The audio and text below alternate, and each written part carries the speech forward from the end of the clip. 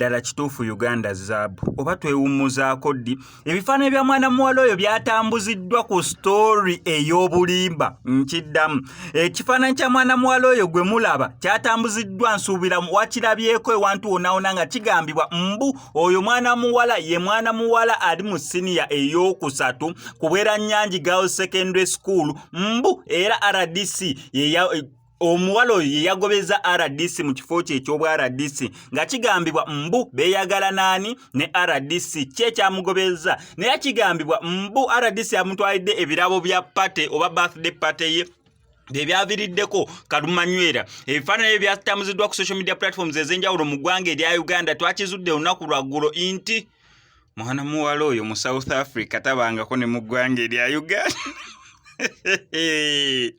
Bannayuganda tetwewummuza ate ddala kituufu Uganda zaabu ekifaananyi ekyo wakirabye kyemmanyi buli wamu ku Facebook, TikTok buli wamu kyatambuziddwa nga kigambibwa mbu ye mwana muwala gwe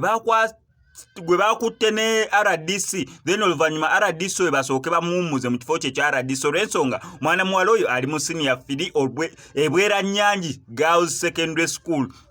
twakizudde lunaku lwaggulo mwana muwala oyo bamuyita Parisa neera nga muzinyi mu ggwanga erya South Africa kati neŋŋamba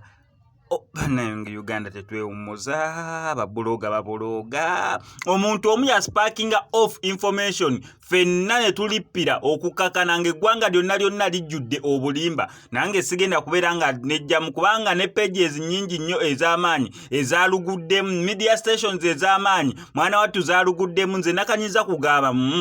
wekiba nga RDC ye mwana muwala oyo bannange ne RDC mumusaasire nga ndabira ddala akaana katukula akaana kanyirira akaana kalina figa akaana kalina ebintu kwegamba nga obeera wakunenya RDC omunenye ogamba musajja wattu bambi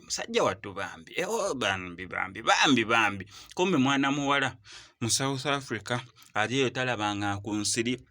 tamanyi nfuufu ya Uganda atali mu senior 3 kwegamba aliyo yeekolera mirimu gye gya kuzina she's a dancer kati nebuuza yazza atya mu story ya RDC n'omwana wa senior 3 awo Uganda we kunyumirira wanene ko Max Media ngenda kusaba subscribing onyige ne notification bell